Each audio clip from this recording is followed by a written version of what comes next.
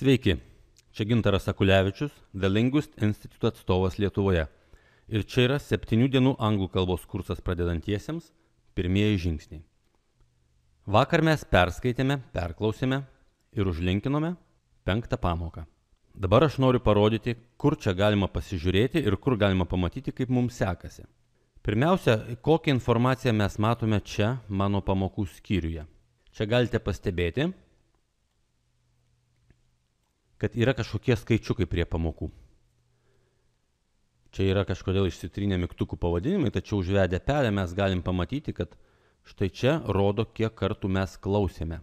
Ir spausdami šitą mygtuką mes galime pažymėti, kiek kartų perklausėme pamoką. Aukščiau yra mygtukas, kur galima pridėti, kiek kartų mes ją perskaitėme. Taigi mūsų iki šiol nuveiktas darbas. 1, 2 ir 3 pamokas mes jau esame perklausę po 120 kartų. 4 pamoką perklausėme 80 kartų ir 5 pamoką šiandien mes turėjome perklausyti 40 kartų. Čia dar nėra pažymėta, aš jums parodysiu, kaip galima pažymėti labai paprastai, kiek kartų yra perklausyta pamoka. Atsidarykim pamoką.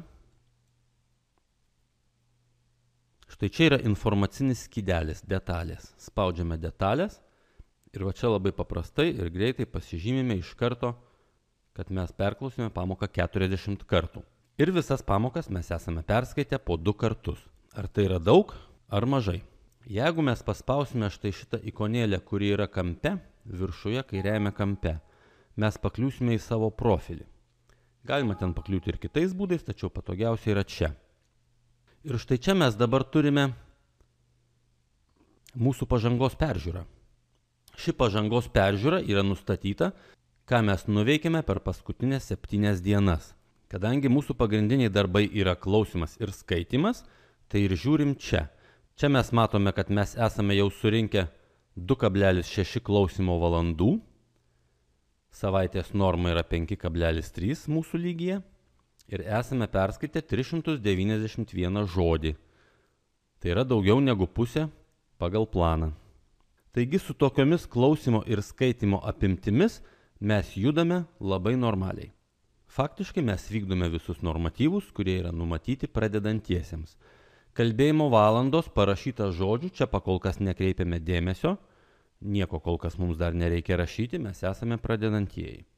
Toliau, kiek mes rasime, kiek žodžių užlinkinsime, kiek tarp jų bus žinomų. Čia vėlgi šitie dalykai nelabai įtelpa į normas, kadangi jeigu mes nieko nežinome, vadinasi, mes daugiau užlinkinsime. Jeigu kažką žinome, reiškia mūsų žinomų žodžių bus daugiau ir mes viršysime normas. Pagrindinis dalykas, ką mes čia turime žiūrėti, tai yra klausimas.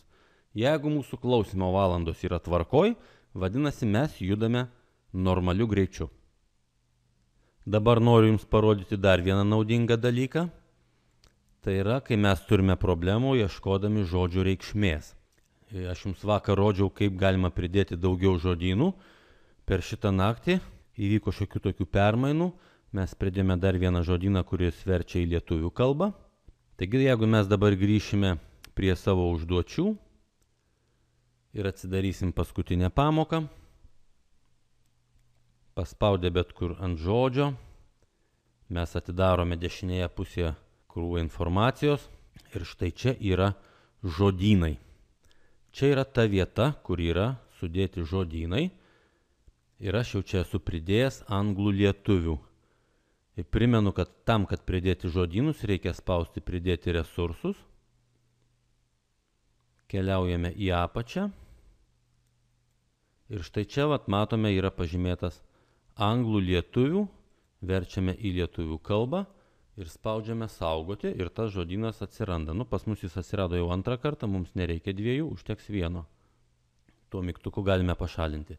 Taigi anglų lietuvių pridėsime čia ir daugiau žodynų, todėl užeikite į šį skyrių dažniau ir prisidėkite daugiau žodynų, kad būtų lengviau surasti nežinomų žodžių reikšmės. Dabar dar vienas labai man patinkantis dalykas, čia yra vartotojų reikšmės. Būna tokių žodžių, kurie neminimi žodynuose, tačiau mes nežinom, ką jie reiškia.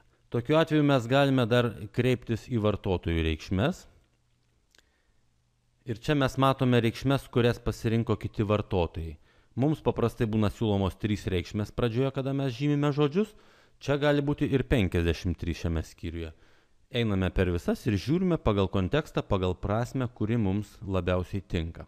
Čia matome, kad žodis jas labai mažai turi reikšmių, kadangi matyt visi jį ir taip žino.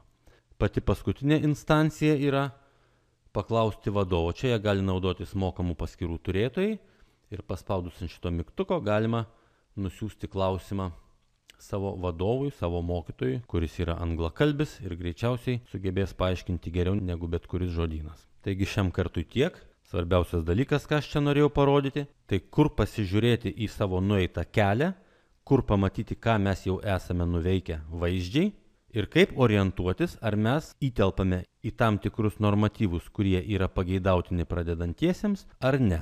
Jeigu mes mokomės pastoviai, tai čia visada mes galime pasižiūrėti, ar klausimo ir skaitimo laukeliai yra užpildyti ar ne. Jeigu jie baltuoja, vadinasi mes mokomės per mažai, jeigu jie yra mėlyni, vadinasi viskas tvarkoj. Čia galima pasižiūrėti ir kitus laikotarpius, 2 savaitės, mėnesį, 3 mėnesius ir taip toliau. Čia yra labai gera vieta, kur mes galime stebėti savo progresą. Taigi šiam kartui tiek. Ačiū, kad žiūrėjote. Čia buvo Gintaras Akulevičius, The Linguist Institute atstovas Lietuvoje. Ir čia buvo 7 dienų anglų kalbos kursas pradedantiesiems, pirmieji žingsniai. Iki susitikimo kitose pamokose.